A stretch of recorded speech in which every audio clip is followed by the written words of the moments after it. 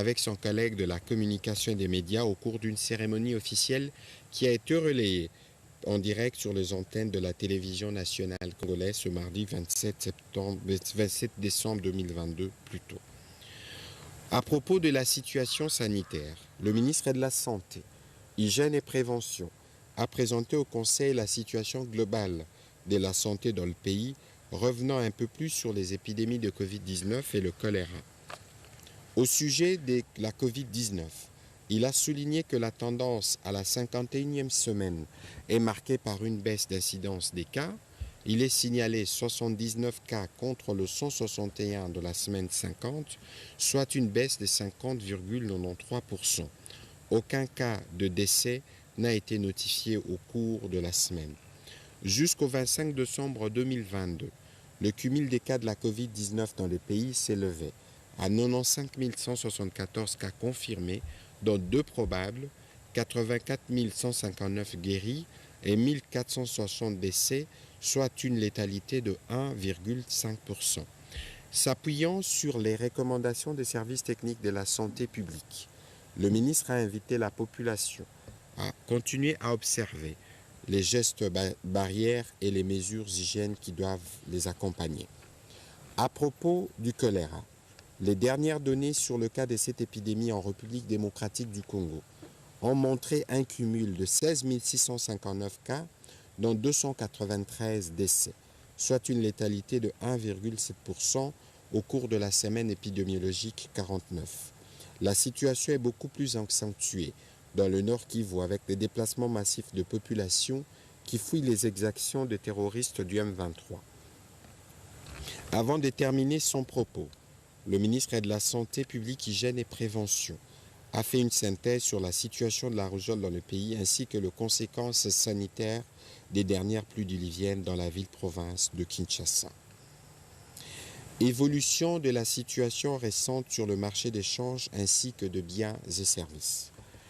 Invitée à prendre la parole au cours du Conseil de ministres de ce jour, la gouverneure de la Banque centrale du Congo a fait le point de la situation économique du pays.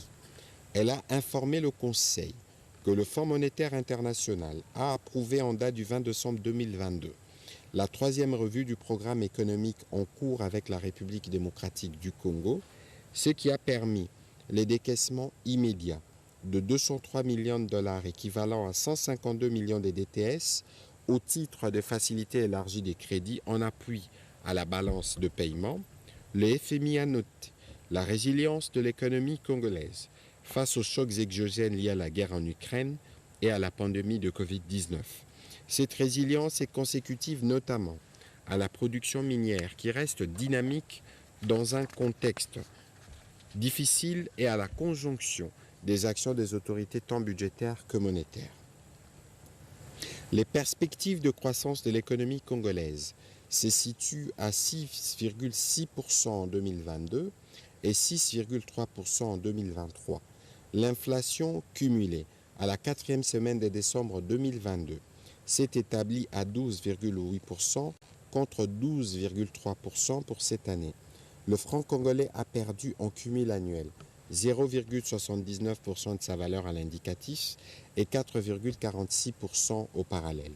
L'évolution de cours mondiaux des produits de base intéressant l'économie congolaise est restée globalement favorable. Toutefois, l'économie congolaise reste exposée aux facteurs de risques externes, tels que l'intensification des incertitudes quant à la trajectoire de l'activité productive, de l'inflation et des taux d'intérêt, les nouvelles hausses de prix de l'énergie sur fond de restrictions prises par l'Union européenne et les États-Unis d'Amérique sur les produits énergétiques, la faiblesse du niveau d'activité de l'économie chinoise après plusieurs mois de confinement dû à la pandémie à Covid-19. Pour faire face à ces risques susceptibles d'influencer la conjoncture interne, la gouverneure de la Banque centrale du Congo a recommandé notamment la poursuite de la coordination des actions au niveau des politiques budgétaires et monétaires, la surveillance de facteurs de liquidité bancaire et l'évolution du marché des changes et la mise en œuvre de réformes retenues dans le cadre du programme avec le Fonds monétaire international. Le Conseil a pris acte de ce rapport. Toujours sur ces chapitres de points d'information. Rapport de mission effectué aux États-Unis d'Amérique et au Royaume de Belgique. Le vice-premier ministre, ministre des Affaires étrangères, a fait rapport au Conseil des 2 dernières missions effectuées aux États-Unis d'Amérique et au Royaume de Belgique. À l'étape américaine, il a indiqué qu'il était question de plaider notamment pour la levée de l'obligation de notification au Comité des sanctions des Nations Unies de tout achat d'armes et des munitions qui frappent injustement notre pays, la République démocratique du Congo, depuis 2004. Et la requalification du mandat de la mission de l'Organisation des Nations Unies pour la stabilisation du Congo, MONUSCO, en tenant compte à la fois de la nécessité de la renforcer, selon la recommandation du secrétaire général de l'ONU lui-même, et la demande forte du retrait de cette mission onusienne formulée par les populations congolaises. Plus explicitement, les plaidoyers du vice-premier ministre, ministre des Affaires étrangères, a consisté à démontrer aux membres du Conseil de sécurité les caractères injustes et non fondés de la sanction infligée à notre pays depuis 18 ans, sous forme d'obligation de notifier ces achats d'armes et des munitions au Comité des sanctions de l'ONU, ainsi que l'affaiblissement consécutif de nos forces armées sans moyens de défense appropriés face à l'agression du Rwanda et aux activités criminelles des groupes terroristes dans les M23 et à exiger au Rwanda, par conséquent, le retrait de toute forme de soutien à ces mouvements terroristes conformément aux différents accords souscrits. Il a en outre exposé le plan de paix issu du consensus international et expliqué le chronogramme du mini-sommet de Luanda du 23 novembre dernier, dont l'application est nécessaire afin de matérialiser ces plans et de résorber la crise sécuritaire à l'est de la République démocratique du Congo. L'accent a été mis sur la condamnation des activités criminelles de groupes armés, en particulier les attaques du M23, avec les soutiens du Rwanda en nombre de troupes et en armement lourd. Le vice-premier ministre, ministre des Affaires étrangères, a rappelé en conséquence l'exigence unanime de la communauté internationale de respecter l'intégrité territoriale et la souveraineté de la République démocratique du Congo. Il a rappelé qu'après les délibérations à huis clos le 20 décembre dernier, le Conseil de sécurité a pris 2 résolutions, l'une concernant la MONUSCO et l'autre concernant la levée de la mesure d'embargo. Cette victoire d'étape, a-t-il expliqué, est le résultat de la conjugaison de 3 facteurs déterminants. D'abord, le leadership courageux, éclairé et perspicace du président de la République, qui n'a jamais fléchi et qui a réussi une forte mobilisation de notre peuple, toute sensibilité politique et sociologique confondue, autour de la défense de la patrie, de la souveraineté et de l'intégrité territoriale de notre pays. Ensuite, l'engagement actif et la détermination de Congolais, acteurs politiques institutionnels et non institutionnels, et membres de la société civile, de faire échec à l'agression de leur pays par le Rwanda sous couvert du M23. Enfin, l'action diplomatique et médiatique du gouvernement de la République sous la haute autorité du président de la République, action qui a réussi à dévoiler les velléités hégémonistes des autorités rwandaises, à rallier la communauté internationale, y compris les alliés du Rwanda, à la cause congolaise et à impliquer sur le terrain des opérations militaires la communauté d'Afrique de l'Est, notamment par les déploiements de sa force régionale dans la province du Nord Kivu. À la seconde étape de sa mission, particulièrement au Royaume de Belgique, le vice-premier ministre, ministre des Affaires étrangères, a précisé qu'il était question pour lui de conclure les travaux de la 4e session de la commission mixte coopération et développement entre la République démocratique du Congo et le Royaume de Belgique et de signer la convention spécifique entre les 2 pays pour une période de 5 ans prenant cours de janvier 2023 en décembre 2027. Avant la clôture de cette session et la signature de la convention, il a été reçu en audience par Sa Majesté le roi Philippe de Belgique, à qui il a transmis un message de fraternité du président de la République. Le Conseil a pris acte de ce rapport. Organisation de la conférence sur la fixation des cadres et structures organiques des administrations de ministères des institutions et des services publics de l'État. Le vice-premier ministre, ministre de la fonction publique, modernisation de l'administration et innovation du service public, a présenté à l'attention du Conseil une note d'information relative à l'organisation d'une conférence sur la fixation des cadres et structures organiques et tous les services publics de l'État. Il a indiqué que cette conférence vise à déterminer les postes d'emploi de chaque service public afin de doter l'État d'un tableau d'effectifs nécessaire au fonctionnement optimal de son appareil administratif. Clarifier les missions de chaque service public de l'État en mettant ainsi fin au chevauchement d'attributions existant dans certains secteurs. Maîtriser les effectifs et la masse salariale de l'administration publique suivant les triptyques un agent, un poste, un salaire. En effet, le vice-premier ministre a indiqué qu'à ce jour, sur les 75 services publics enregistrés, seuls 25 disposent valablement de leurs cadres et structures organiques, ce qui, à coup sûr, constitue globalement un facteur de dysfonctionnement d'une part et crée un retard dans la matérialisation de la maîtrise des effectifs et de la masse salariale d'autre part.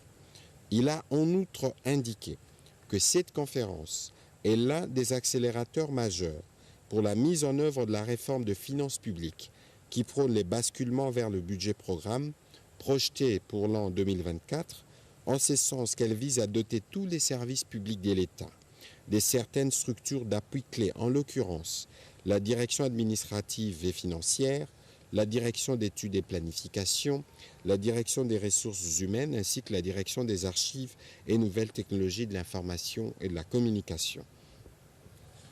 En attendant la finalisation de ces processus, et dans les soucis d'une part de normaliser la gestion de la carrière des agents publics et d'autre part de prévenir toutes sortes de déviations dans l'atteinte de la maîtrise des effectifs et de la masse salariale, le vice-premier ministre, ministre de la fonction publique, a annoncé au Conseil la signature de 2 notes circulaires.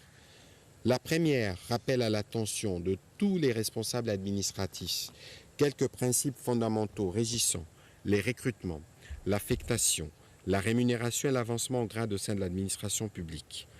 La deuxième circulaire s'adresse dans la même veine à tous les gouverneurs de province en vue de faire toute la lumière aussi bien dans l'organisation et les fonctionnements des services publics déconcentrés en province que dans la gestion des ressources humaines qui y sont affectées. Par ailleurs, le vice-premier ministre, ministre de la fonction publique, a par cette occasion annoncé au Conseil le lancement du processus de recrutement des agents de carrière pour le compte du secrétariat général du numérique ainsi qu'exige la réforme que pilote le gouvernement.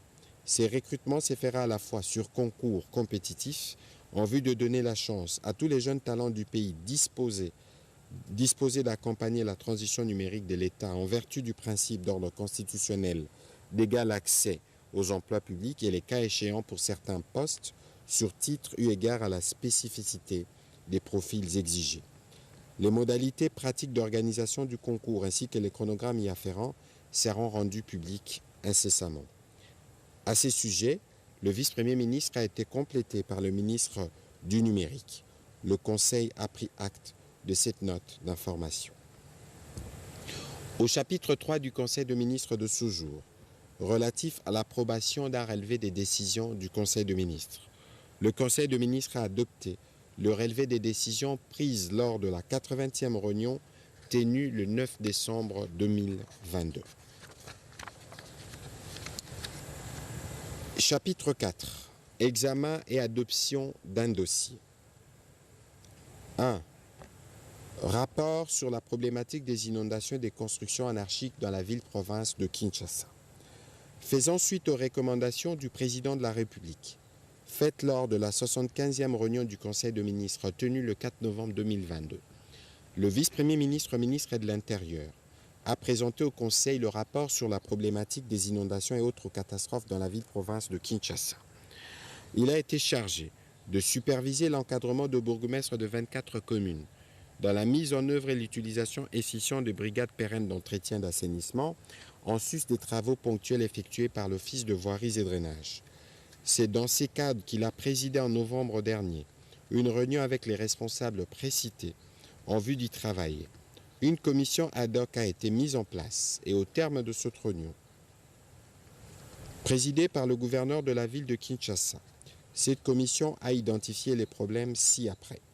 Les débordements ou les crues de cours d'eau, les refoulements des eaux du fleuve vers les affluents, les immondices jonchant certains coins de la ville, l'écoulement des eaux en dehors des ouvrages d'assainissement, la stagnation prolongée des eaux sur la chaussée sans issue, l'ensablement de routes, les érosions, etc.